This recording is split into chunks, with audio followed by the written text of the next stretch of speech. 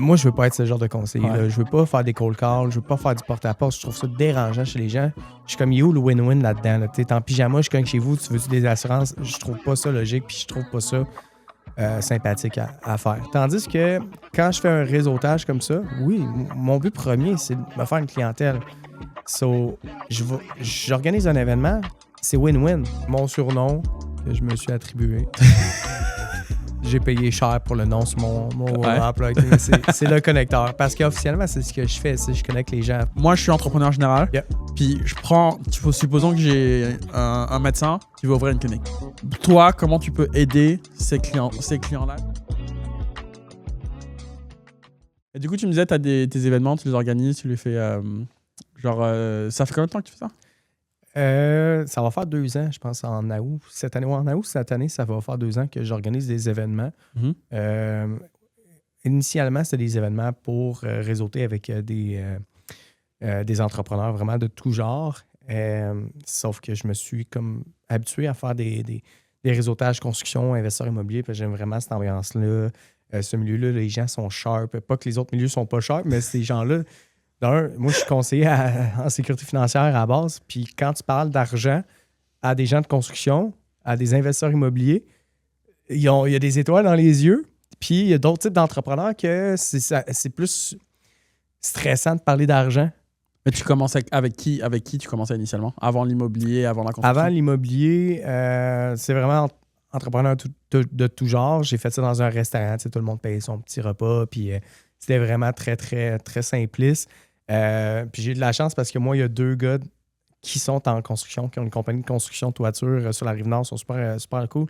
Puis, genre Frank ou... Non, c'est Marc-André puis Patrick qui sont les nommés. Mm-hmm. Pour vrai, je les ai tellement trouvés sharp. Je trouvais ça le fun de parler avec eux. On a établi de la business ensemble aussi. Ça a été dans mes premiers clients de la construction. C'est grâce à eux, en fait, que j'ai fait « OK, moi, les gars de la construction, ça me turn on, ça me tente de continuer avec ça. » L'immobilier, c'était vraiment pas dans mes intentions, mais j'ai eu la chance de rencontrer notre ami Pat Filiatro il y a à peu près un peu plus d'1 an. Il donnait une conférence. J'ai dit, on va aller prendre un café. On a pris un café. C'était où? Quelle conférence? Oui, man. Je pourrais pas te dire, là, moi, C'était à Laval. Okay. C'est une super belle conférence. Puis Pat avait parlé de son histoire, puis des inspirés de l'immobilier. Puis j'étais comme, il faut que je prenne un café avec ces gars-là. Fait que j'ai été prendre un café avec Pat. Puis on a construit une relation. Je suis rentré un peu dans le milieu de l'immobilier juste par les gens, l'entourage. Je ne fais pas encore d'immobilier. Probablement que cette année, c'est mon année de départ. Mais c'est un peu grâce à Patrick que là, l'immobilier, ça me turn on. Mais t'en fais toi aussi de l'immobilier de ton côté ou c'est... Pas encore, c'est ça. Là, je commence, là, dans ma tête, ça prenait les moyens, j'avais pas les moyens. Maintenant, j'ai les moyens, puis je me rends compte que j'avais pas tant besoin d'avoir les moyens pour faire l'immobilier. C'est quand même drôle. Mais non, là, j'ai un bon réseau en immobilier, bon réseau en construction. Puis souvent, en immobilier, tu as besoin de bons gars en construction. Ouais. Puis les gars de la construction veulent des gens en immobilier parce que c'est souvent plus du haut de gamme. Mm-hmm. Fait que j'ai fait, pourquoi pas mixer ces 2 domaines-là ensemble. Mm-hmm. Puis pour vrai, ça crée de la magie. Dans mes réseautages, le nombre de fois que je fais un événement, que le monde vienne me voir à la fin, Cédric, grâce à ta soirée, j'ai eu des contrats. Puis je suis comme, bro, je suis là pour ça. Je suis conseiller en sécurité financière, je veux que tu fasses du cash, right? So, ouais. Et si justement les événements, est-ce que c'est un rapport avec les conseillers en sécurité financière ou est-ce que maintenant, tu aimes juste l'événementiel puis tu fais juste l'événementiel? Je me concentre vraiment, je te dirais 90% de mon temps sur l'événementiel, puis je vais t'expliquer pourquoi. Quand tu es conseiller en sécurité financière, il en pousse partout les conseillers. Là. Je suis sûr que dans ta rue, tu en as au moins 15 présentement, puis tu as un appel. 10 appels par jour d'un conseiller qui veut te vendre des assurances. Moi, je veux pas être ce genre de conseiller. Ouais. Je veux pas faire des cold calls, je veux pas faire du porte-à-porte. Je trouve ça dérangeant chez les gens. Je suis comme, où le win-win là-dedans? Là? T'es en pyjama, je suis comme chez vous, tu veux-tu des assurances? Je trouve pas ça logique, puis je trouve pas ça sympathique à faire. Tandis que quand je fais un réseautage comme ça, oui, mon but premier, c'est de me faire une clientèle. So, j'organise un événement, c'est win-win. Je suis là pour me ramasser des clients. Les gens qui sont là pour se ramasser des clients aussi. Donc, tout le monde se retrouve son compte. Moi, j'ai pas l'air d'être un requin qui est là pour agresser les gens avec mes stratégies financières. Mm-hmm. Fait que pour moi, je trouve que d'un, ça me permet de m'amuser. tout le monde s'amuse. Ouais. Puis je me sens pas Ouais.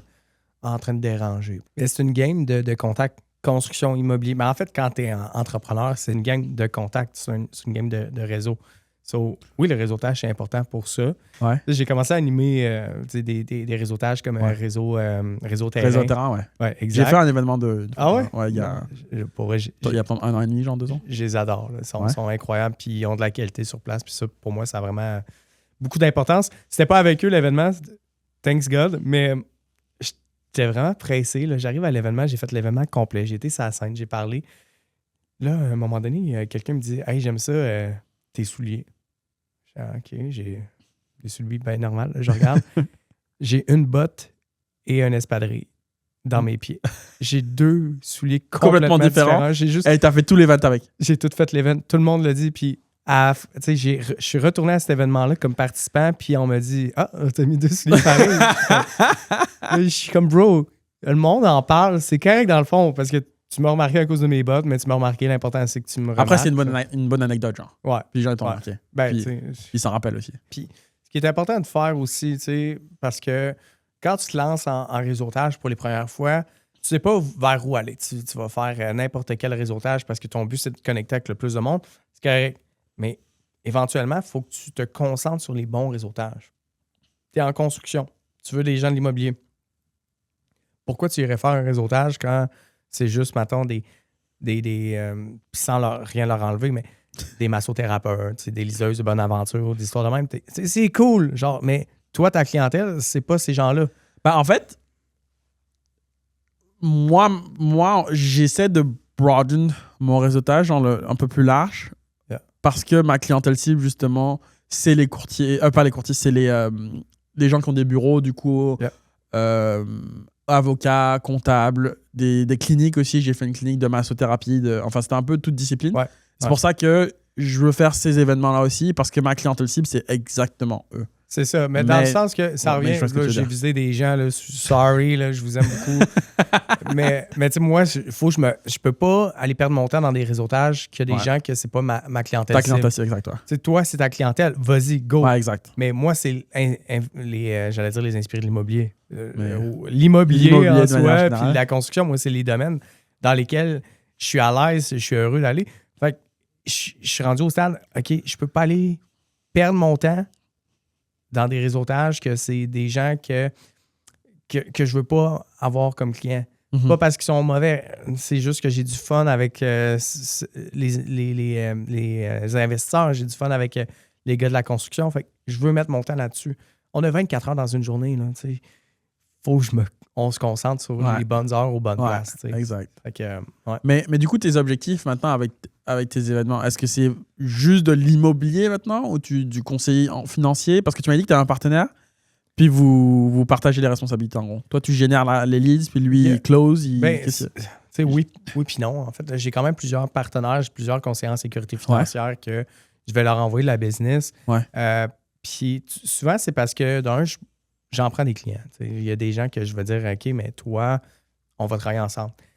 Ton conseiller en sécurité financière, c'est ton médecin, OK? Ton médecin, il va te voir tout nu. Tu ne veux pas changer de médecin à chaque 2 semaines parce que c'est gênant. Tu sais, tu vas parler de tes finances. Il y a des gens que même si je rencontre que j'ai du fun sur au réseautage, que je sais que en tant que conseiller en sécurité financière, je ne suis pas la bonne personne pour eux. Je ne suis pas le bon médecin pour eux. OK. Mais moi, j'en ai un qui est plus introverti, un conseiller en sécurité financière, puis je sais que la personne devant moi est introvertie. Hey, je vais te faire rencontrer Rémi, c'est un nom fictif, mais je vais te faire rencontrer Rémi comme conseiller en sécurité financière. Vous allez avoir un bon match ensemble. Comme ça, tu n'auras pas besoin dans 5 ans de recommencer avec un autre conseiller parce que finalement, le match n'était pas bon. Je le sais que... Tu comprends? Dans 5 ans, là, si tu es obligé de te remettre tout nu avec un autre médecin, mon Dieu, genre, cette étape-là était tellement gênante, faut que tu le recommences. Ça te tente pas, mais c'est la même chose avec Peut-être un qu'il y en a qui conseiller. c'était bien de se mettre tout nu. C'est peut-être bien. Je déteste me mettre tout nu, moi. Tu sais, fait que un médecin, une fois dans ma vie, c'est correct, tu m'as vu tout nu une fois, tu vas me revoir à 40 ans, à 60 ans. Mais parce que tu l'as vu ma bisoune une fois, c'était assez. Mais je veux pas, tu sais, je veux pas recommencer. Puis c'est la même chose pour les gens. Les finances, c'est hyper intime. Puis c'est important. J'ai refusé des clients parce qu'il n'y avait pas un match. J'aurais pu faire de l'argent avec eux. Mais à quoi ça sert si dans 1 an, 2 ans, tu vas devoir recommencer tes étapes de trouver un bon conseiller? So, oui, moi, je suis bon. je suis très, très bon avec le PR. J'adore parler aux gens, mais je vais te mettre avec le bon conseiller. Fait que c'est ça ma stratégie. Mais tu m'avais dit aussi quand tu étais jeune, tu sais, comment Yeah. ça. Parce que la transition entre être jeune, puis tu étais un peu introverti, tu n'étais pas si social que ça, à faire des événements. Enfin, comment tu transitionnes de genre gars pas hyper social qui chill un peu de son côté à genre make events, like, tu fais des événements tout le temps, tu rencontres tout le temps du monde, tu parles tout le temps à du monde, t'organises des événements. Yeah. Genre, comment tu fais? J'ai toujours été la même personne que je suis aujourd'hui. Sauf que la personne que je suis, c'est un mouton noir de la société. Dans ma famille, j'ai toujours été un mouton noir. À l'école, j'avais pas d'amis, j'étais un mouton noir. Puis ça faisait en sorte que j'étais introverti parce que j'avais pas l'occasion de pouvoir m'exprimer puis être à l'aise avec la personne que je suis. OK? Ce qui a changé... As-tu déjà travaillé dans un bar? Non. Ouais. J'ai fait, quand j'étais à l'école, j'étais dans des... En fait, ouais, ça m'a aidé beaucoup, Ouais. beaucoup, parce que j'étais dans un comité, Yeah. puis on organisait tous les parties, les 4 à 9. Du coup, ça m'a énormément aidé. Mais du coup, je pense que ça se rapproche, vas-y, tu disais, dans un bar. Quand tu vas travailler dans des restaurants comme serveur, quand tu vas travailler comme barman dans un bar, t'as pas le choix, ça fait partie de ta job de genre sortir de ta coquille puis de faire rire les gens. Tu sais, tu fais rire des gens pour des 2 piastres quand même, on se le dit, là. Mais ça t'aide énormément. Les meilleurs conseillers que je connais, ont travaillé dans des bars puis ont été serveurs parce qu'ils ont de l'entre-gens. Ils sont capables de parler aux gens. Moi, je pense que... Puis c'est drôle, j'ai commencé à travailler dans les bars, je ne buvais pas d'alcool. J'ai été jusqu'à mes 26 ans à pas boire d'alcool, moi. J'avais peur de ça. OK. J'ai travaillé dans les bars parce que j'ai déménagé à Montréal. Ouais. J'avais pas d'amis. D'ailleurs, je vais aller travailler dans un bar, je vais me faire des amis, tu sais. J'ai commencé à travailler, puis j'ai aimé ça parce que là, j'ai pu sortir de ma coquille, montrer ma personnalité. Je me rendais compte que les clients aimaient comment j'étais. Donc là, j'ai commencé à, OK, je suis capable de vivre, je suis capable de me montrer qui je suis. Fait que si tu sais pas, si tu te sens mal à l'aise dans la vie, va travailler dans un bar au moins un mois ou 2, puis tu vas voir après, tu vas être correct. Là. OK. Ouais.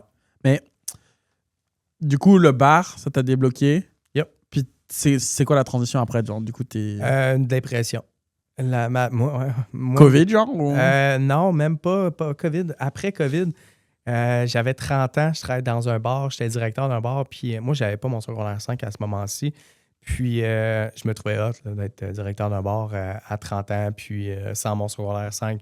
Je faisais un salaire de 60 000 par année, puis j'étais comme, OK, je réussis ma vie présentement. Je finissais à 4 heures le matin. Je faisais genre 70 heures par semaine en étant pas plus payé. Je faisais tout pour que mes barmans se fassent de l'argent. Je faisais des événements dans le bar. Puis, à un moment donné... D'où l'événementiel.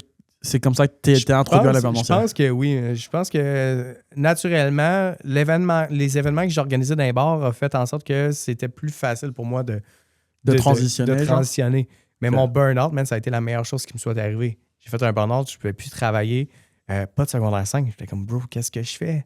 Qu'est-ce que tu veux que je fasse? Je peux pas sortir de chez nous, je peux pas faire serveur n'importe où, je suis plus capable. Fait que j'ai été sur Internet, puis... j'allais voir les Emplois Québec, tu sais. Ouais. Puis là, c'était conseiller en sécurité financière. Je suis québécois, man. Les finances, je connais rien là-dedans. Là. On n'a pas d'éducation. Fait que je me suis dit, garde, dans le pire des cas, je vais faire ce cours-là, puis je vais apprendre pour moi-même. J'ai été faire mon cours pendant que j'étais en burn-out, man. Tout faisait à distance, puis c'était pas facile. C'était quelle année, ça? C'est là 2 ans. 2 ans, c'était en 2024. Okay. 2024, ouais. 2023, 2024. Anyway, puis... C'était pas facile. J'ai jamais été bon à l'école. Mais là, j'ai réussi mes examens. J'étais en burn-out, j'ai réussi mes examens. ça a vraiment travaillé ma confiance. Après, aussi. tu t'es intéressé aussi, non? Pas en tout. Puis tu t'étais pas du tout intéressé? Ah non, man. C'est pour vrai. Comment tu réussis les examens si t'es pas intéressé par le sujet? C'est de la logique. Okay. C'est beaucoup de la logique. Pour moi, c'est tout ce que j'apprenais. J'étais comme, c'est de la logique. C'est de la, fait que mes examens, je les ai passés parce que pour moi, ça faisait du sens. Mais j'étais zéro intéressé. Puis tout ce que j'ai appris à l'école me sert pas dans ma carrière. Si on me l'a dit, Cédric, tu vas voir quand tu vas commencer ta carrière, tout ce que tu apprends ne te sert à rien. Mais je pense que j'ai l'impression que c'est un peu ça pour tous. Ouais. Genre, moi aussi, pareil, ça me sert pas à rien. Là, il y a des trucs qui m'ont servi, tu sais, mais c'est pareil. C'est ça. Il y a un pourcentage de choses que oui, ça va t'amener, mais il y a beaucoup d'heures que je me dis, OK, j'aurais pu peut-être dormir. Mais non, mais pour vrai, j'ai un métier incroyable. J'aide des gens. Puis ça, je trouve ça hyper important. Puis je m'amuse beaucoup là, présentement. Puis aider les gens, ça ressemble à quoi dans ton métier, dans ce que tu fais? Ben, tu sais, moi, j'ai par exemple, quand j'ai fait mon burn-out, j'avais pas d'assurance. Pas d'assurance invalidité. OK. Qu'est-ce que je me retrouve comme salaire si j'ai pas d'assurance invalidité? 50% de mon salaire à cause que c'est l'assurance emploi qui embarque, le chômage. Ouais. Je veux dire, en 2026, on a de la misère à vivre avec notre salaire à 100%. Imagine à 50%. C'était hyper difficile. Là. J'étais skin on the table. Je sais pas si tu connais l'expression. Non. Moi non plus. Mais j'avais la peau à la table. J'étais genre, tu sais, j'étais comme, j'ai pas le choix. Ouais. Mais là, c'est ça. J'essaie de dire aux gens, hey, je le sais que ça te fait mal, ce petit montant-là par mois présentement, parce que oui, une pinte de lait, ça te coûte 10$. Fait que t'aimerais mieux prendre ce 10$-là pour du lait plutôt qu'une assurance invalidité. Mais le jour que tu vas recevoir 50% de ton salaire parce que tu es en burn-out, tu vas le regretter. Ça va te faire mal de ne pas avoir pris cette assurance invalidité-là. Là. Puis les assurances invalidité, ça se passe comment pour les entrepreneurs? C'est la même chose ou c'est différent? Genre si tu es à ton compte, genre, si tu es dans sa compagnie? Tout dépendant de l'entreprise avec qui tu vas pour ton assurance. Moi, avec la compagnie avec qui je suis, on les assure, les entrepreneurs, les travailleurs autonomes. Il n'y a pas de problème. Tu fais un salaire annuel quand même. Mm-hmm. C'est pas de l'argent que tu mets à côté puis personne ne le voit. Le gouvernement, il voit l'argent que tu fais quand même en tant qu'entrepreneur. Fait que l'assureur, il va juste prendre en compte qu'est-ce que tu as fait. Il voit trop. Il voit trop. Mais de toute façon, tu es mieux de déclarer si tu veux en recevoir quand même un bon pourcentage. Exact. Ça ne sera pas 100%, mais tu sais, ça ne sera pas 50% non plus. Fait que ça peut vraiment te sauver la vie là, sans. OK. Puis il y a des assurances invalidité, il y a d'autres styles d'assurance qui sont... Ben, tu sais, moi, je ne voudrais pas être un cordonnier mal chaussé, mais pour moi, l'assurance maladie grave est hyper importante. On parle qu'une personne sur presque 2 va avoir un cancer dans sa vie. Puis quand tu as un cancer... 50%? Comment? C'est 50% pour le cancer, le taux de cancer? On s'en va sur 50%. C'est moins de 3, mais c'est plus que 2. Tu sais, mais... God damn! Ouais. Je savais pas que les gens tombaient autant malades. C'est de pire en pire. Là. Tout le monde tombe malade, puis personne n'est protégé.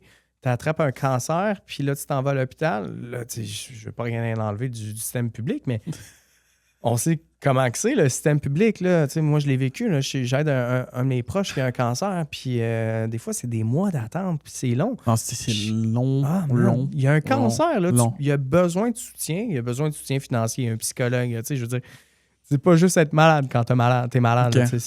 C'est un tout. Mais s'il y a une assurance qui te permet de recevoir un 100 000 si tu attrapes un cancer, ce 100 000-là, tu fais quoi? Tu peux pas aller travailler, tu vas en avoir besoin de ce 100 000-là. Tu veux aller au public? Vas-y au public, tu as un 100 000, on va te le donner, tu fais ce que tu veux. T'es en phase terminale, tu veux juste profiter de la vie avec ta famille, prends le 100 000, va-t'en en voyage, fais ce que tu veux. Prends-toi une assurance maladie grave. Un des deux, on va avoir un cancer, man. J'espère que tu vas être là pour moi si c'est moi, là, mais... C'est-tu du vrai bois? Ça a l'air, hein? Peut-être. On va appeler Ikea, on va leur demander. Ouais. Mais, non, mais c'est poche, ça fait partie de la vie, mais si tu penses que tout arrive juste aux autres... That's true. Ouais. C'est toujours facile de penser que c'est toujours les autres à qui ça arrive. Mais oublie pas que t'es l'autre pour quelqu'un, là. C'est vrai. Ouais. OK. Donc, assurance maladie grave. Yep. Puis l'assurance maladie grave, est remboursable après 15 ans. Tu peux... Ça veut dire quoi, remboursable après 15 ans? Il y a un avenant qu'on dit, là, que tu coches. Oui, elle va te coûter peut-être un petit montant de plus à chaque mois, puis à chaque année. Mais dans 15 ans, tu n'as pas été malade. Là. On va te redonner tout ce que tu as payé. La compagnie va dire, hey, après 15 ans, tu as mis 100$ par mois, on te le rembourse à 100% non imposable. Ah ben parce qu'ils n'ont pas eu à rien débourser, genre? Mais la compagnie, l'assurance pour laquelle tu mets ton argent, tu achètes des produits, elle n'est pas stupide. Elle place ton argent, elle. Elle fait de l'argent avec ton argent. Right? C'est vrai. So, de te redonner ton... par exemple, tu mets 1000$ par année, de te redonner 15 000 après 15 ans, pour eux, ils ont fait de l'argent quand même. Ils sont contents de te redonner ton 15 000 dans 15 ans parce que dans 15 ans, tu es plus à risque d'avoir un cancer. Ouais, exact. Fait qu'eux, ils disent, hey, tu es plus à risque qu'on te donne 100 000 dans quelques années, on te donnait ton 15 000 tout de suite. Mais, ouais. Attends, c'est vrai, c'est pas con ça. J'ai pas pensé comme ça. Non. Ok, du coup, tu m'as dit assurance maladie grave, assurance invalidité. Yeah. Puis il y a d'autres services ou d'autres Man, assurances que... c'est moi, chez les investisseurs immobiliers puis les gars de la construction, il y a des grosses stratégies financières avec l'assurance, de l'assurance participative, par exemple, qui vont te permettre de peut-être utiliser de l'argent de ton assurance avant ta mort. Parce que l'assurance vie, on se le dit, finalement, c'est pour quand tu meurs. Mais il y a de l'assurance qui te permet d'avoir des valeurs de rachat, puis qu'à 60 ans, tu te dis, hey, mon salon podcast, il mérite une petite retouche. Ben, mes assurances, ils ont de la valeur. Je vais aller voir mon assureur. Regarde, peut-être que j'aimerais ça prendre une partie de mon assurance pour payer mon. Du coup, ça se passe comment? C'est genre un prêt contre la valeur de ton assurance? C'est genre, c'est quoi encore? Ça peut être un prêt sur une marge de crédit. Tu sais, je ne veux pas trop m'avancer parce que chaque cas est différent, mais ça peut être un prêt. Ça peut être tout simplement dire moi, écoute, Cédric, j'en veux plus mon assurance vie. Mes enfants me font chier. Je veux pas qu'il y ait à ma mort qu'il y ait de l'argent. Redonne-moi l'argent que j'ai le droit d'avoir. Okay. Ça peut être ça. Ben, c'est vrai. On en rit, mais c'est vrai. Tes enfants font chier. Pourquoi je te donnerais de l'argent à ma mort, bro? Occupe-toi de moi. Change ma couche un moment donné. Non, mais ça, on rigole, mais. OK. Je comprends. OK. Puis, du coup, pour revenir, tu disais l'événementiel et tout, t'étais en burn-out. Genre, qu'est-ce qui t'a sorti du burn-out? Mon chien, principalement, m'a sorti de mon burn-out. Comme? Ben, moi, c'est drôle, mais c'est vraiment personnel, mais mon chien, c'est un chien que j'ai récupéré parce qu'il devait se faire abandonner par sa famille, puis c'est pas une mauvaise famille, c'est juste les circonstances. Budgets, les moyens, ils doivent partir. Bref, c'est compliqué. Exact, c'était compliqué, puis moi, ça a donné qu'à ce moment-là, j'étais pas en burn-out, fait que j'ai été chercher le chien, puis je l'ai reçu, puis peut-être une semaine après, j'étais en gros burn-out. Épuisement professionnel, burn-out, ça n'existe pas d'ailleurs, là, juste le mentionner. En quoi, pardon? Épuisement professionnel. OK. Puis.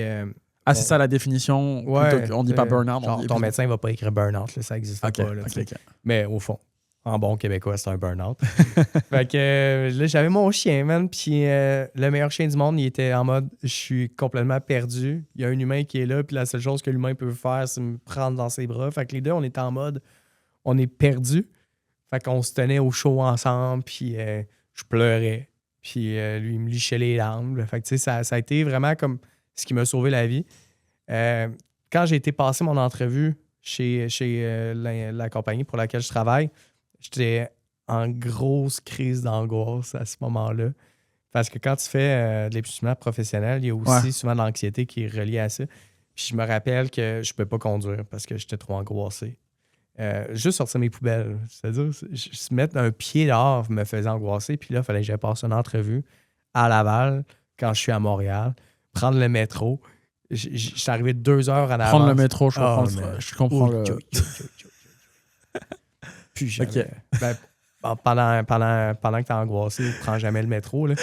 J'étais arrivé 2 heures en avance, man. J'étais comme, OK, genre, je vais prendre 2 heures pour gérer mon anxiété. OK. Il faisait beau soleil. J'ai fait l'erreur d'aller prendre un café à côté parce que tu rajoutes un stimulant à ton angoisse, c'est la pire affaire. Puis finalement, j'ai passé mon entrevue, puis j'ai été engagé. Puis là, c'était le coup de pied que j'avais besoin. J'étais comme là, tu as été engagé. Si tu veux sauver ta vie, c'est maintenant parce que sinon, il n'y a pas de retour en arrière. Là, genre, ton chômage, il arrête. Puis j'avais pas le choix, en fait, rendu là parce que j'avais pas d'assurance. Fait que moi, l'assurance chômage, j'allais arrêter un moment donné. Est-ce que je voulais être... comment on dit avant, c'est le bien-être social. Je pense que ça l'a changé, là. Mais je voulais pas vivre ça. OK. Fait que je me suis donné le coup de pied puis j'ai vécu un peu de mon angoisse pendant que je commençais à être conseiller. Puis dans les premières semaines, j'ai fait un 30 000 en genre 3 semaines. J'avais jamais fait autant d'argent aussi rapidement. 30 000 en 3 semaines dans tes poches. Dans mes poches. J'avais jamais fait autant d'argent rapidement. J'avais jamais compris que c'était faisable. Mais comment t'as fait du coup? Genre, qu'est-ce que... How does that happen? J'étais arrivé... nous autres, dans l'entreprise, il y a une campagne pour stimuler les conseillers. Puis c'est une super entreprise qui nous donne plusieurs bonbons là, pour nous stimuler. Puis j'arrivais du milieu des bars. Néanmoins, j'avais quand même un bon réseau dans ce milieu-là. Donc, quand moi, j'ai commencé ma carrière, j'étais comme, OK, mais je vais parler à tout le monde. Je vais leur dire, je commence comme conseiller. Là, j'étais stagiaire. Je commence comme stagiaire. J'ai besoin d'aide pour comprendre la business. Du coup, même en tant que stagiaire, t'as fait 30 000. Ouais, c'est ça. God damn. Ah ouais, non, j'ai vraiment, je dirais pas de la chance, parce que je crois pas à ça, mais j'étais vraiment sous ma bonne étoile à ce moment-là. Puis ça, le pouvoir de la confiance en soi, honnêtement, là, ça a tout réglé, je pense, ma dépression. Sans enlever les médications, les médicaments que j'ai pris là, pour m'aider. Mais la confiance, honnêtement, a fait en sorte que, OK, j'ai commencé à croire en moi. Puis dès que j'ai commencé à croire en moi, là, j'ai fait, OK, le sky's the limit. Puis là, la dépression était par en arrière. Je voyais juste ça. OK. Puis après, dès que t'as eu the sky's the limit, genre, ça t'a débloqué un mindset, genre, ça t'a débloqué, genre, comment? Parce que tu passes de 0 ou de chômage à 30 000 en 3 semaines, genre. En 30 000 en 3 semaines. Premier trophée de ma vie après quelques mois. T'avais quel âge à ce moment-là? 30 ans. OK. 30 ans. Moi, j'ai commencé ma vie à 30 ans. Officiellement, là, ma vie en tant que moi, c'est comme 30 ans. Parce qu'avant, tu t'assumais pas. Avant, t'étais genre, Je me connaissais pas. J'ai tellement été enterré, man, toute ma vie que de me déterrer après 30 ans, c'est de retrouver la personne que je suis, d'avoir confiance en soi, man. Quand tu as confiance en toi, tu te reconnais. Tu es capable d'apprendre à te connaître. Quand tu n'as pas confiance en toi, quand tu te traites de cave, de mauvais à tous les jours, tu te connais pas. Moi, je suis passé par là à me lever le matin, à me dire que je me déteste, à Chris que je m'aime. OK. Puis j'utilise le mot Chris parce que c'est ça que je me dis à tous les jours. OK. C'est de développer des compétences, tu sais, qui t'a permis de te dire, OK, je suis quelqu'un, je me sens mieux, je me sens... Genre, comment tu te sors de ça, tu sais, d'un mindset de genre ta poopy pants mentality, comme il dirait Goggins? Yeah. Ou comment tu te sors de ce mindset à maintenant, t'as confiance en toi, tu fais tes événements, t'organises, tu parles à du monde, tu génères des leads, tu trouves des clients, tu sais, parce que même tu me dis que on avait discuté off the podcast, off the air, puis tu me disais que le conseiller financier, toi, tu étais plus dans la partie... C'était pas nécessairement ça que tu adorais, c'était pas ton point fort. Ouais. Mais pourtant, tu sais, quand on en parle, tu sais de quoi tu parles. Ben, c'est pas que je sais de quoi que je parle. Oui, je sais de quoi. C'est plutôt que je crois en quoi que j'offre aussi. Tu sais, moi... ce que j'aime pas dans la vie, c'est d'être assis, puis d'être devant un ordinateur, puis que rien ne bouge. Ah ouais, t'aimes pas ça? Ah, man! J'ai voulu dépanner des amis qui avaient besoin d'adjoints, puis j'étais comme, je vais le faire pour toi. Horrible. Je déteste ça. Je ne peux pas faire ça. Faut que tu parles à du monde, toi. Faut que je sois avec des gens. Faut que je marche. Faut que je sois ici avec toi. Hey, on est quand même jeudi, 1h30. Je suis censé être au bureau comme n'importe qui. Ouais. Mais j'étais avec toi, man. That's true. C'est ça que je veux comme vie. Je veux voyager. Je veux m'amuser. Je veux être avec Patrick Filiatro à prendre un café un mardi. Mais moi, c'est ça que je veux de ma vie. Je veux réussir, mais je veux profiter de la vie aussi. Je trouve ça hyper important. Puis c'est pas devant un ordinateur que je vais le faire. Mais ça, c'est ma recette de gâteau à moi. Là, tu sais. Mm-hmm. Yeah. Okay. Quand même sharp, quand même intéressant. Moi, je suis entrepreneur général. Yeah. Puis supposons que j'ai un médecin qui veut ouvrir une clinique. Ouais. Ben, il va trouver son espace avec un courtier, il va trouver architecte, designer, architecte, designer, ingénieur pour faire les plans et permis. Ouais. Une fois qu'il a tout ça, il vient voir l'entrepreneur général. Puis moi, je gère les travaux, je gère la construction de A à Z. C'est jusqu'à ce qu'il emménage. Du coup,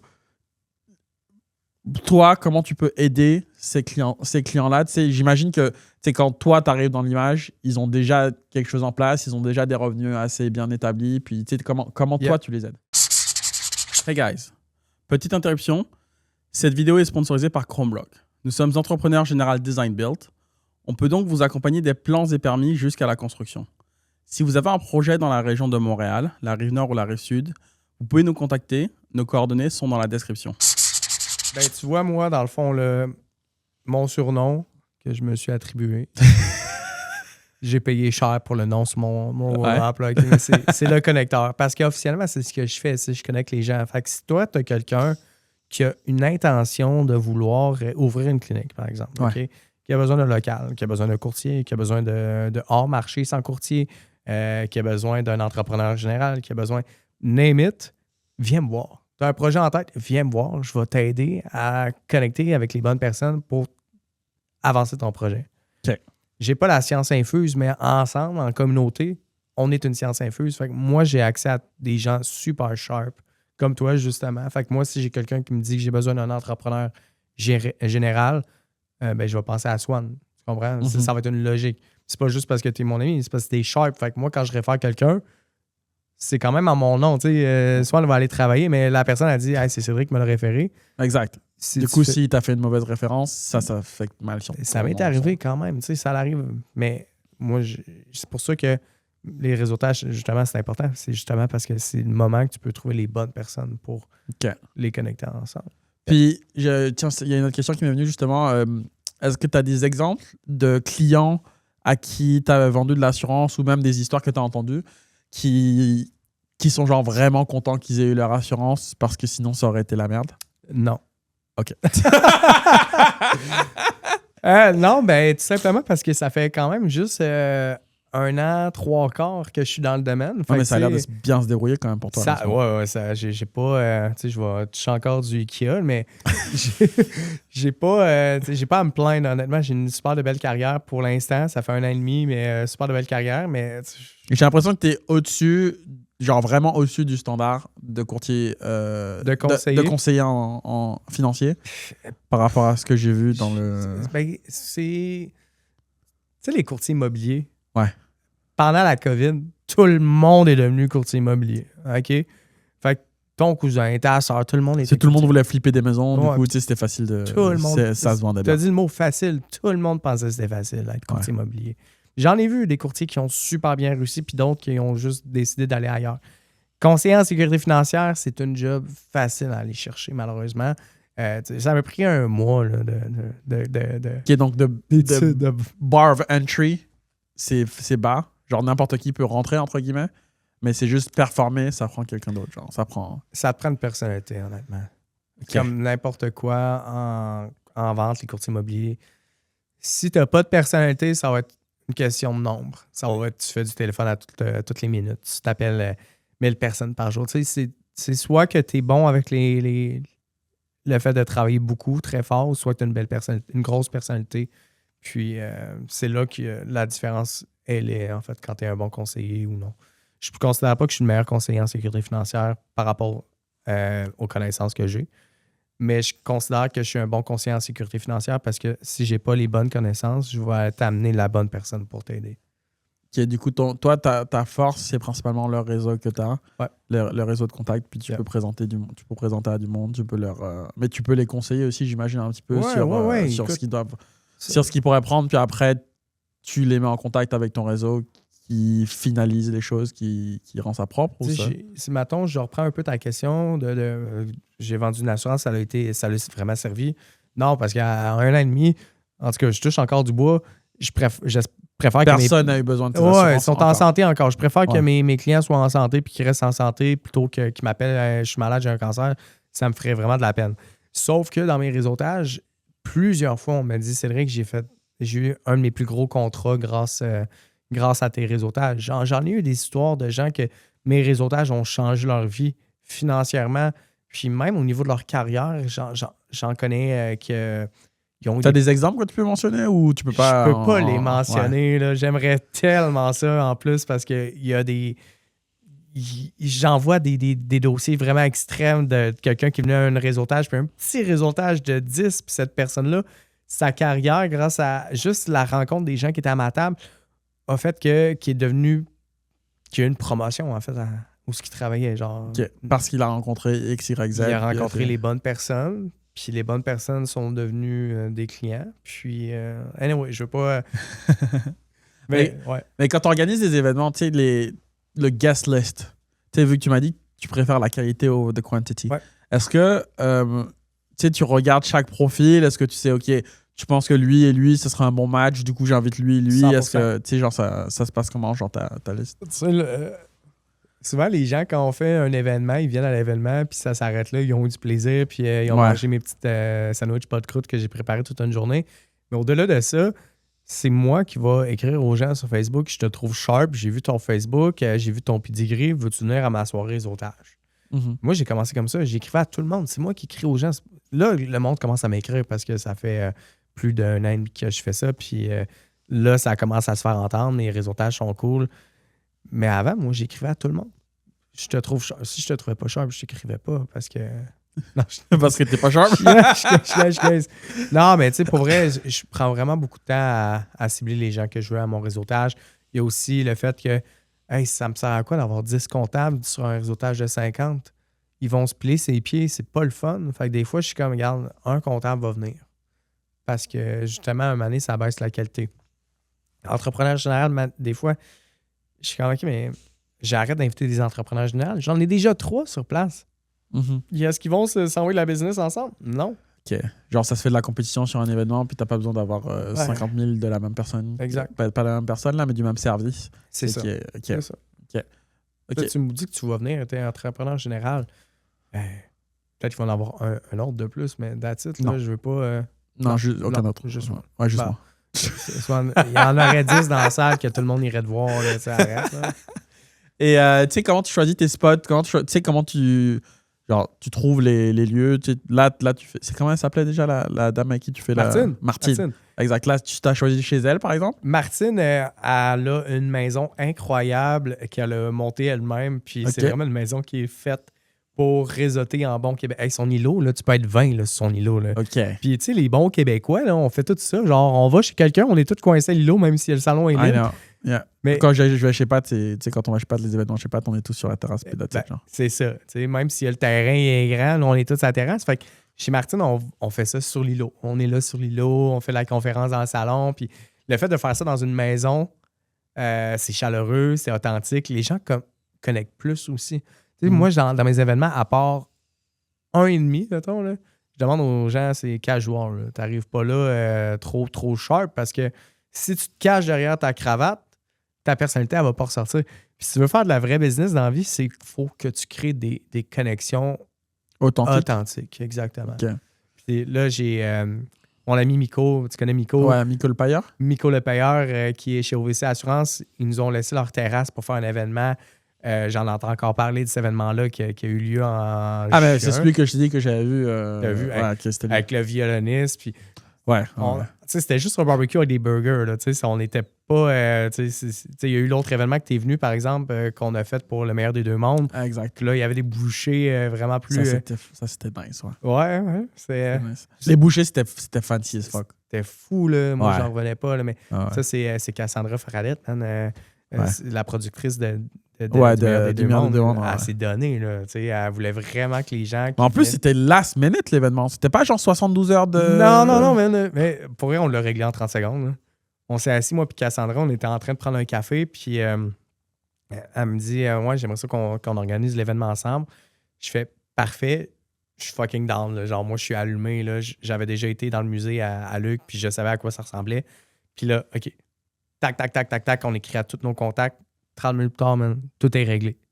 Genre, il y avait tout le monde, il y avait tous les... Enfin, toute l'organisation était prête, tout était... Tout était réglé. Puis là, on a eu Myriad Eco qui est arrivé, qui a débarqué, pas last minute, mais comme sur un cheveu sur la soupe, man. Myriad Eco, c'est? Myriad Eco, c'est une... je pourrais dire créatrice d'événements. Donc, c'est pour ton mariage, par exemple, ou des événements corpos. Tu vas faire affaire avec pour pouvoir, justement... c'était un peu en commanditaire, non? Oui, ça a été. Mais moi, ce qui est drôle, c'est que moi, je fais affaire avec eux pour leur DJ. Puis, ils viennent tout le temps. Puis, c'est vraiment des gens en or. Puis là, Myriad, elle l'a su parce que je fais affaire avec son chum. Moi, Myriad, je ne l'avais jamais vu. OK? Myriad Déco, on fait hey, yo, on va s'occuper de la déco. Tapis rouge. Ben oui, justement, mais tu rentres et tout. Il y avait le tapis rouge. Il y avait il y avait une espèce de grand truc. Ouais, les voiles. Ouais, puis... exact. J'étais genre, what the fuck? Ben, il y a même, tu sais, la femme de Luc, quand elle est rentrée, parce que j'étais à la porte. Ouais. Tu sais, quand elle est rentrée, tu genre, wow, j'ai jamais vu ça comme ça. J'ai jamais vu ça. Ouais, elle était genre, je vais prendre des notes. Je te jure, man, c'était insane. Genre, Luc puis Isabelle en revenaient pas. Isabelle, elle m'a dit, j'ai jamais vu ça. Puis c'est sa réaction. Genre, quand elle l'a vu, ben, je l'ai vu qu'il l'a vu, genre. Ah ouais, hein? Elle ouvre la porte, elle était genre, wow, j'ai jamais vu ça de même. Genre, elle était genre, what the fuck, qu'est-ce qui se passe? C'est trop nice. Ah, pour vrai, t'en parles, puis j'ai des émotions pour cet événement-là parce que c'est pas mon événement préféré parce que j'en ai pas profité. Tu sais, je le faisais... Ouais, t'avais l'air busy. J'étais busy, mais moi, je voulais juste que Cassandra soit heureuse de son événement. Man. Je te dis, j'ai passé sûrement 1 heure à juste regarder Cassandra sourire, être heureuse. Parce qu'au final, c'était son lancement à elle pour son émission Le meilleur des deux mondes. Puis j'étais comme, ça, c'est l'événement à Cassandra. Moi, je me mettais de côté, je m'en foutais. Je voulais juste qu'elle soit heureuse de son... honnêtement, c'était... wow! J'en reviens pas d'avoir pu organiser ça. C'est vraiment... C'est magique. Moi, ce qui m'avait marqué, c'était que tu avais 72 heures de heads-up pour tout setup. En 30 minutes, c'était fait. Mais genre, c'était... Parce que l'événement, j'ai l'impression que ça faisait longtemps que c'était préparé. Moi, si tu m'avais pas dit que tu avais 72 heures, j'aurais jamais su. C'était genre smooth. Mais moi, ce qui est drôle, c'est qu'au départ, j'étais seulement supposé comme juste annoncer Cassandra et Luc sur scène. Ouais. Puis là, Cassandra, le jour même, elle m'arrive, elle dit « Hey, Cédric, finalement, il faudrait que tu fasses l'animation de A à Z. » Puis je suis pas un animateur dans la vie, tu sais, je l'ai fait un peu dans mes événements pour remercier les gens, mais d'animer une soirée comme ça, je l'avais jamais faite. Fait que là, j'étais comme « OK, il faut que j'organise l'événement, que je crée mon texte, puis tout. » Puis finalement, ça a été vraiment le meilleur moment pour moi d'être sur une scène, de faire mes jokes comme j'ai l'habitude de faire, puis que ça passe quand même. Ça a été... Tout a été magique. Je me rappelle pas grand-chose pour être franc, mais je sais que c'était nice. Magique, man. Moi, j'étais quand même pas mal à la porte assez souvent, mais c'était quand même nice. Les gens ils étaient sharp, les gens étaient bien habillés. Genre, j'ai pas... Puis le monde qu'il y avait là aussi, j'ai rencontré du monde où j'étais genre, oh damn, toi tu fais ça, toi tu fais ça, toi tu fais ça, man. Les gens, j'étais sharp. Là, j'ai rencontré du monde, j'étais genre, oh my god. Puis tu sais, le fait de rencontrer des gens qui font des choses de cette envergure, ça te open your mindset. Genre, tu te dis, ok, tu sais, parce que quand j'ai lancé la compagnie de construction, mon idée c'était de. J'ai lancé, on était 2, François et moi en fait. Puis dans notre tête, on se disait, la première année, si on génère 100 000 de chiffre d'affaires, c'est trop cool. Je pense qu'en 2 ans, on a fait 3 et quelques millions. En 2 ans de compagnie de construction, sans expérience. Et moi, je sortais de l'école. J'ai lancé ma compagnie, on sortait de l'école. J'avais travaillé pour François. Lui, François, il a sa première compagnie en conseil en mécanique du bâtiment, qui roule toujours, c'est un expert conseil. Puis après, on a décidé de lancer la compagnie de construction ensemble parce que c'est bien de faire des plans et tout, mais tu vois pas vraiment, tu fais pas l'exécution. Du coup, tu as juste fait les plans. Donc, on s'est dit, on va lancer une branche de construction. Puis c'est moi qui m'occupe un peu plus de cette branche de construction.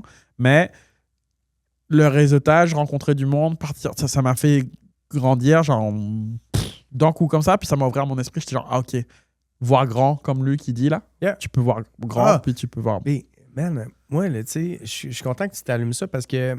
Tu parles de ça parce que j'ai été. Moi, je suis né, j'ai grandi dans le. Comment je pourrais dire? Le contraire. On me permettait pas de voir grand. Que ce soit dans ma famille, que ce soit à l'école, la société, tu sais. J'ai jamais su que j'étais capable de faire ce que je fais aujourd'hui. Moi, dans ma tête, je suis né pauvre, puis tu vas mourir pauvre. Ouais. Puis là, depuis que mes affaires vont bien, que j'ai... Tu sais, quand je dis mes affaires vont bien, c'est pas juste financier, c'est... J'ai des amis incroyables, j'ai un entourage, ma carrière va bien, je m'amuse, je suis heureux, je me dis, Christ, que je m'aime à tous les jours. Je dis, OK, mais j'ai ce pouvoir-là en tant qu'être humain, donc n'importe qui peut le faire aussi. Je sais pas si tu comprends, mais tout le monde a du potentiel, man. Je comprends 100%. pas. Je suis comme, tout le monde a du potentiel. 100%. Faut juste mettre la switch à on. 100%. C'est tout, man. Oui, il y a du monde qui, tu sais, je veux dire, j'enlève pas qu'il y a des personnes qui vivent des situations dans leur vie qui leur permettent pas de mettre la switch à on. Puis ça, je le comprends. Mais il y a d'autres personnes que je suis comme, arrête de t'asseoir. Lève-toi, man. T'es aussi intelligent que moi. T'es aussi capable de... Aussi intelligent que toi. C'est rare. Mais non, mais j'avais pas mon secondaire 5. En fait, j'avoue que avec le recul, les études ou les diplômes, ça a perdu un peu de valeur à mes yeux. Parce que souvent, ce que je trouve, c'est que les études, ça permet de savoir si tu es bon à résoudre des problèmes ou à t'adapter à une situation. Mais je trouve que ce que les gens, ils ont... les gens, ils ont beaucoup plus de valeur pour l'expérience. Pourquoi pour l'expérience? Parce que quand tu as de l'expérience, ça veut dire que moi, la définition de l'expérience, c'est que tu as vécu tellement de situations que tu sais tellement de choses sur ne pas quoi faire qu'au final, tu arrives sur OK, il faudrait faire ça. Parce que si tu fais ça, ça va causer ci. Si tu fais ça, ça va causer ça. Yeah. Pour moi, c'est un peu ça la définition d'expérience. Ouais. Et c'est ça qui est valuable. Au final, les gens, ils savent pas ce qu'il faut faire. Je pense que pour ça que l'expérience est valuable, parce que personne ne sait ce qu'il faut faire. On sait juste suffisamment de ce qu'il ne faut pas faire pour savoir quoi faire à la fin. Ouais. On ne sait jamais ce qu'il faut faire exactement. Donc, c'est un peu pour ça que l'éducation, les diplômes, c'est cool, mais c'est genre, on t'a toujours. Tu as des diplômes, on te donne le chemin, tu suis le chemin, puis tu arrives au résultat. J'ai l'impression que l'éducation, c'est un peu de la déséducation. Je sais pas si le mot existe, mais on t'apprend une seule. Il y a une ligne directrice. Exact. That's it. Comme un peu comme tu viens de dire. Mais on n'apprend pas à vivre vraiment, man. On n'apprend pas à se surpasser. On apprend que de 8 h le matin, tu es à l'école, à 4 h, tu t'en vas. Mais quand tu vas être rendu un adulte, tu vas te lever, tu vas aller travailler à 8 h, tu vas finir à 4 h. C'est ce qu'on nous apprend. Mais. Puis moi, je pensais que c'était ça la vie. Ben oui. Dans ma tête, c'était ça la vie. C'est normal, man. On t'apprend ça. Tu rencontres du monde, et j'étais genre, oh my god. Yeah. Genre, je rencontre du monde, 35 ans. Ah, moi, je suis à la retraite. Genre, retraite, tu sais, ils sont entrepreneurs, parce qu'ils ont fait suffisamment de cash pour. Moi, je vis ma vie, je fais ce que je veux. Moi, je me considère à la retraite tout simplement parce que j'ai pas l'impression de travailler. J'aime tellement ce que je fais que puis je rencontre des personnes incroyables. Je vis je vis des trucs tellement irréalistes pour le petit gars que j'étais il y a peut-être 15 ans que pour moi, je suis à la retraite. Là. Je suis pas millionnaire. Je veux être millionnaire, puis je veux pas être millionnaire pour l'argent puis le modèle. Je veux être millionnaire parce que pour moi, je me dis, le petit gars de 15 ans qui croyait pas être capable de le faire, je suis capable de le faire. Mais c'est pour qui tu vas devenir? Genre, qu'est-ce que ça fait de toi de devenir millionnaire plutôt que juste le cash? Genre? Même pas, man. C'est que je veux... Moi, je sais pas si t'es comme moi, mais moi, j'ai encore le Cédric de 5 ans en moi. Tu sais. Il est là, puis j'y parle. Peut-être que j'ai besoin d'un psychologue. Ça veut dire quoi, le Cédric de 5 ans? C'est que le petit gars qui croyait pas en lui, man, le petit gars que les professeurs interdisaient de... Moi, quand j'étais petit, je vendais des balles de golf là, dans un golf. Là, quand j'avais 5 ans, Je ramassais des balles de golf sales, j'allais les vendre. Puis ça coûtait combien à l'époque, les balles de golf? Combien j'y vendais? Ouais. Mettons, une Top Flight Pro V1, c'était 75 sous. Ça existait, les Pro V1 déjà? Ouais. Écoute, je suis pas si vieux que 75 ça. 75 sous? 75 sous. 25 sous, une Pinnacle, la Top Flight à 50 sous. Si j'avais une Callaway, c'était 1,25. Moi, j'ai juste inventé des prix de même, by the way. Là. Non, mais c'est les prix que je vendais. Mais moi, si mes professeurs, si ma famille, si le monde avait vu ça en moi, c'était entrepreneur en crime. Vendre des balles de golf à de 5 ans, man. Si je mettais ça dans des boîtes d'œufs, là, tu sais. Mais si le monde a fait, OK, ce gars-là va aller loin, ce gars-là, on va l'encourager à devenir entrepreneur. Si, quand je vendais des petits stickers, genre en 6e année contre l'argent Monopoly, si mes profs m'avaient dit, hey, tu vas aller loin parce qu'on voit un profil d'entrepreneur, on m'avait dit ça, jamais j'aurais lâché l'école en secondaire 2, man. Jamais j'aurais eu autant peu confiance en moi.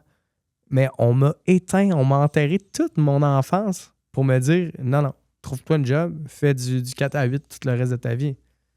Mais tu penses pas justement que le fait d'être passé par là, ça te fait plus apprécier d'avoir découvert... Parce que peut-être que si on t'avait encouragé, t'aurais peut-être eu une arrogance pas méritée. Yeah. Parce qu'on te dit, ah ouais, t'es bon. 100%.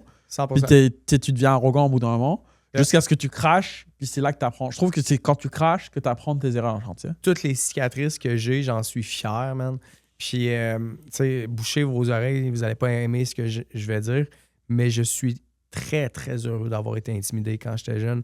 Je suis très heureux d'avoir lâché le secondaire. I know, right? Bullying is nice. Man, genre, apprenez... je veux pas, mais ça donne un thick skin. Yeah, exact. Je veux pas dire aux parents quoi faire, OK? Puis je sais que ça fait mal si tu vois ton enfant te faire intimider, OK? Moi, j'ai été intimidé, puis ça a été... Je remercie Dieu pour ça, en fait, là. Je regarde mes intimidateurs présentement, man, puis je remercie Dieu d'être intimidé. Mais je suis 100% d'accord avec ça. Ouais. 1000% d'accord avec ça. Je suis d'avis que on devrait laisser le bullying happen Ben, to a certain extent, mais tu sais... C'est naturel aussi, quand même. Exact. Là, tu sais, je veux dire, les chiens, ils s'attaquent entre eux, là, puis je pense que c'est où il y a des limites, comme tu dis. Il y a des limites à ne pas dépasser. C'est comme intimider une jeune fille puis la battre dans un coin de mur d'école. Moi, je l'ai vécu ça, là. Aidez-la, s'il vous plaît. Là, tu sais, elle a besoin d'aide. Il y a des différents... Il y a des... Ben, je suis d'avis aussi man, que c'est différent c'est sûr, entre gars et filles. Ouais. Tu sais, genre... Je pense que j'aurais une approche différente entre les deux. Et oui, man. Puis c'est dur parce que je dis ça, moi, l'intimidation, ça m'a vraiment aidé dans ma vie, mais il y en a d'autres que ça l'a vraiment détruit leur vie. Fait que je pense que là... Mais détruit ou non, ça dépend de je pense que ça dépend de qui genre comment tu le prends, personnellement. C'est ça. Mais oui. Tu sais, moi, c'est parce que j'en connais des jeunes qui se sont suicidés parce qu'ils ont été intimidés quand ils étaient jeunes, puis que rendus à adolescents. Tu sais, il y a des histoires quand même assez tristes face à l'intimidation. Je suis pas parent. Je peux pas mettre à la place d'un parent, puis je sais que ça doit être horrible de voir son enfant se faire intimider. Je pense qu'il faut trouver une solution pour faire que ces enfants-là prennent le citron de la vie puis qu'on fasse des tartes au citron comme je l'ai fait, moi, de mon côté. J'en connais d'autres qui ont été intimidés. Je pense que l'histoire à Luc, ça ressemble un peu à ça, qui est devenu ce qui est, mais un peu grâce à l'intimidation, un peu grâce à tout ce qu'il n'y a pas eu quand il était jeune. Il en parlait justement que c'est comme ça. Ça l'a énormément aidé. Non, peut-être pas aidé là, mais c'est ça. Ça l'a construit. Exact. Fait qu'il faut juste trouver une façon, puis je sais pas comment, mais il faut trouver une façon que ces jeunes-là qui se font intimider, de leur montrer « Hey, il y a quelque chose à faire avec ce que tu vis présentement. Quand tu vas être adulte, mon homme, tu vas faire comme moi, qui va regarder moi quand j'étais jeune, je me faisais intimider. Puis tu vas remercier tes intimidateurs qui sont rendus moins loin. Je veux pas dénigrer personne. On a le droit de dénigrer le monde. Ils sont pauvres. Je veux dire, ils sont pauvres. Mais genre, merci. Merci, j'ai où la caméra? Merci à mes intimidateurs d'être aussi pauvres maintenant, puis que moi, je suis présentement avec fucking Swan à faire un podcast en train de vous remercier de m'avoir intimidé. Puis en même temps, vous étiez des kids, c'est normal. Je veux dire, je peux pas en vouloir à un enfant de m'avoir intimidé. Là. Ouais. So, yeah. Ouais, c'est vrai. Yeah. Ah, c'est vrai, parce que tu te développes, tu apprends. Mais pour finir, je veux juste qu'on repasse genre, comment les gens te retrouvent. Et puis, c'est quoi tes prochains événements qui s'en viennent dans le futur proche? Donc, vous pouvez me retrouver sur les internets au nom de Cédric Laplante sur Facebook. Je sais pas pourquoi il y a deux Laplante. Ouais, c'est ce que j'allais dire. Non, c'est Cédric Laplante. Cédric? Il y a deux Cédric. Ah ouais, c'est deux Cédric et un Laplante. T'es sûr? 100%. Okay. Genre 75%. Essayez les deux. Cédric, c'est S-E-D-R-I-K. Fait que, je répète, S-E-D-R-I-K. Si tu te demandes, il y a un C, il n'y en a pas nulle part. OK? Sur Instagram, c'est SD, petite barre en bas, Laplante. Je n'ai pas... c'est quoi les affaires que les professionnels utilisent? Là? LinkedIn. J'ai ça, mais j'ai pas ça. Tu sais, genre, okay. Tu m'écris là-dessus. Il est là, mais personne ne va te répondre. Oh non. Mais t'as pas une Cassandra qui peut répondre à tes messages pour toi? Non, man. Elle m'a lâché justement dernièrement, Cassandra. Là, elle était comme c'est trop d'ouvrage. OK. Du coup, Facebook, Cédric Laplante. Yeah, ou Cédric Laplante, l'un des deux. Un des deux. OK. Instagram, SD_Laplante. Yeah. Sinon, événements, ben, il y en a à tous les mois au final. Fait que okay. Écris-moi. Ben, les gens ils vont t'écrire, puis s'ils veulent savoir s'il y a des événements, s'ils veulent savoir si c'est un bon fit pour l'événement. Exact. Puis c'est sur invitation principalement. Sur invitation. Puis j'invite aussi les gens à. T'es un comptable, t'as un bureau comptable, t'es en restauration, puis tu veux créer un événement dans ton restaurant avec des gens d'affaires. Tu veux organiser un événement avec tes collègues, pas tes collègues, mais tes clients, puis avoir accès à un autre réseau. J'adore ça, moi, les gens qui me disent « J'aimerais ça faire un événement avec toi ». Puis j'aime ça aussi, faire des événements dans des endroits, pas inusités, mais un petit peu plus hors du commun. Tu sais, sur une terrasse, c'est cool. Chez Martine, c'est vraiment nice. Dans le musée à Luc Poirier. Puis sinon, c'est ça. Si les gens veulent m'écrire pour faire des événements, si tu as envie de faire un événement avec moi, pour vrai, let's go. Moi, mon but, c'est de toujours d'avoir des nouveaux contacts aussi, parce que dès que j'ai de nouveaux contacts, je peux les mettre en contact avec mes contacts que j'ai déjà. Ouais. Puis c'est comme ça qu'on crée de la business. Si je tourne tout le temps autour du même pot, du même... Tu vas pas développer de business, tu vas pas développer ton réseau. Si les autres non tu plus, éventuellement. Tu sais, fait que, Tout le monde va avoir les mêmes. C'est ça. All right, parfait.